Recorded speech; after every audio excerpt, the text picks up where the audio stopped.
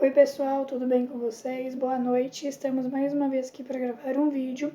No vídeo de hoje é mais um sobre os livros que eu já li e o livro de hoje é este aqui. Este livro aqui ele vai contar a história, de uma família, que esse escritor aqui ele é peruano, então é um romance peruano. E o paraíso na outra esquina, Pegando ao pé da letra, a gente dá para assim ver que esse título é um título metafórico.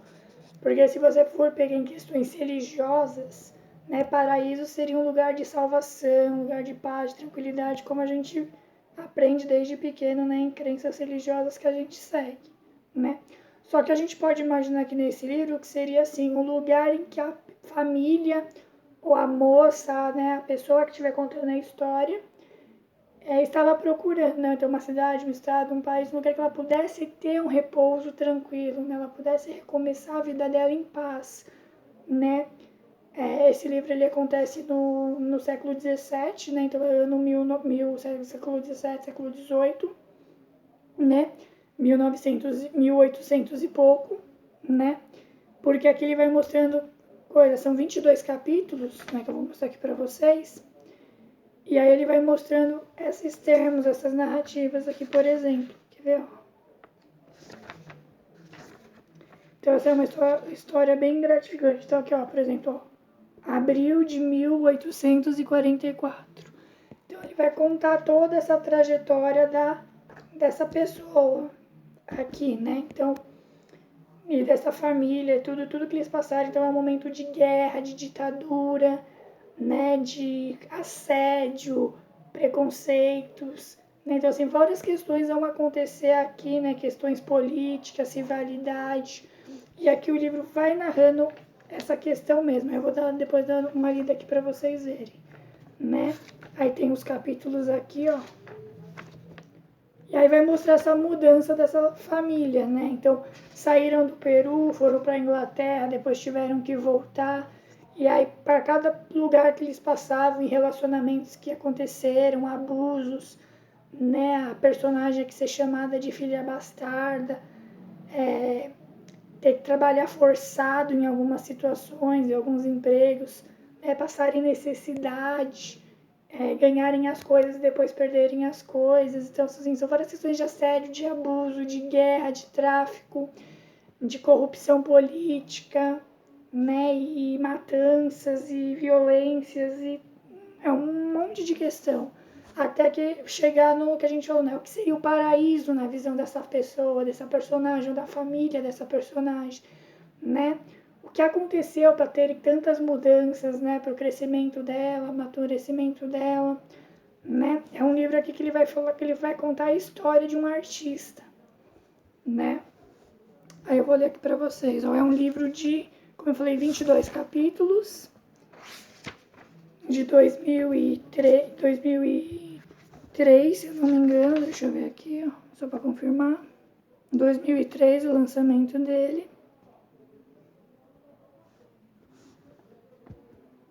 Ele tem quase 500 páginas, aí eu vou ler aqui para vocês, um breve resumo. E as críticas depois que tem aqui atrás, Como eles sempre colocam, pessoas que já leram, editoras, críticos, e aí gostaram bastante do livro. Mal a editora espanhola Alfaguara mandou aos jornais alguns capítulos do novo romance de Mário Vargas Llosa para uma publicação antecipada, O Paraíso na Outra Esquina, e os leitores logo enviaram cartas perguntando se, no conjunto, a obra seria tão absorvente e agitada como a anterior, A Festa do Bode. Pergunta que certamente farão também os leitores de língua portuguesa. Trata-se, na verdade, de duas estruturas ficcionais bem diferentes e que, portanto, devem ser apreciadas em seu contexto específico.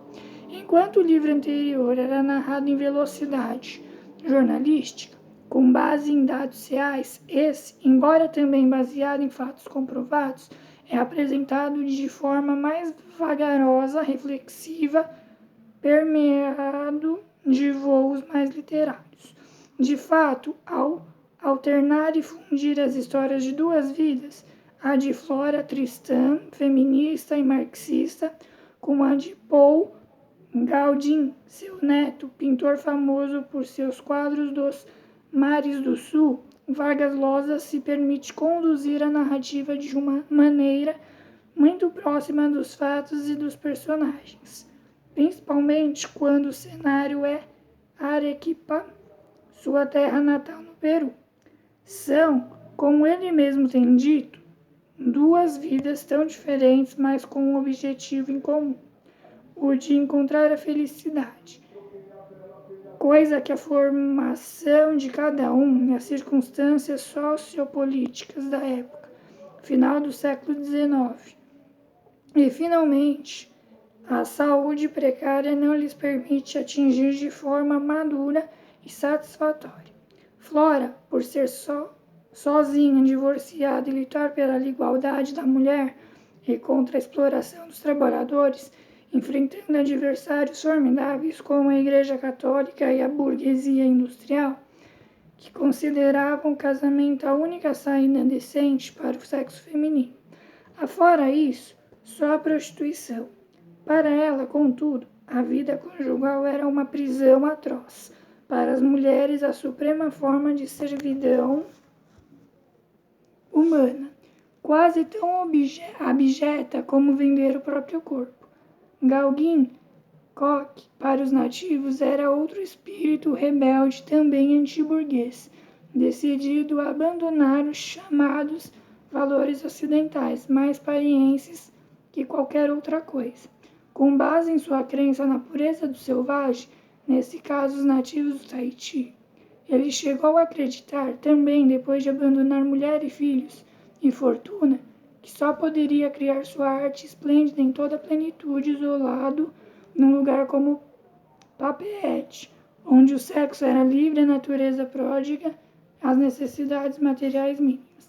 Ao longo do caminho, primeiro a avó, depois o neto lutam denodadamente, ela de forma mais sóbria e sofredora, ele aparentemente de um jeito desabriado e desafiador, na tentativa de fazer germinar suas ideias ideais, de promover uma revolução pacífica em meio às indiferenças e ignorâncias generalizadas, às contíguas provocações dos céticos e dos cínicos, e principalmente a dura e constante repressão dos poderes vigentes, tanto na França como no Peru e nos mares do sul, onde se desenrola a ação do livro. Assim, em capítulos alternados entre os dois personagens que vão convertindo rumo a um final dramático, Llosa entrega aos leitores mais um grande romance. Aí Valdir do Ponte, que escreveu esse livro.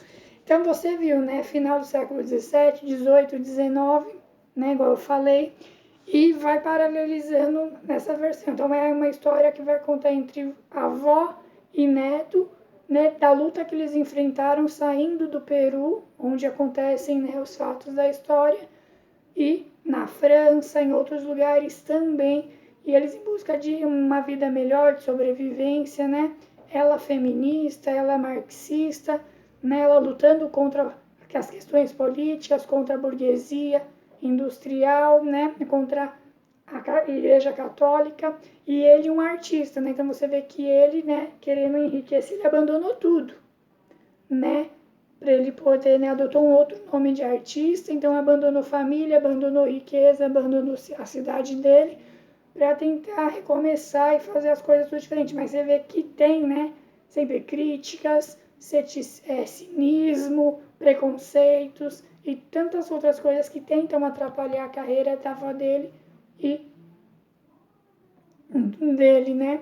Então vamos ver o que vai tratar nessa história, né? Então leiam que vocês vão gostar, pesquisem depois que vocês vão entender, né? Porque o legal é você ler a história e depois você pesquisar sobre esse período histórico. Então pesquise para vocês verem o que aconteceu em 1844, né? Final do século XIX, do século XVIII, XIX, né? Ou coisas que aconteceram também nessa passagem de tempo, né? Do século XVII, também, que é tudo bem encaminhado, né? Porque nada acontece por acaso, né? Então, atualmente a gente vive um momento, né, na nossa vida, mas o que aconteceu no passado, né? O que aconteceu lá atrás que veio trazendo esses movimentos, essas ações, essas consequências até agora, né, do século XVIII, século XIX, igual narra aqui o livro, né, no Peru, né, mas o carinha tem outros pontos de vista, né, França, Inglaterra, como eu falei, né, outras questões. E aqui, como ele falou que a história é um romance peruano, porém,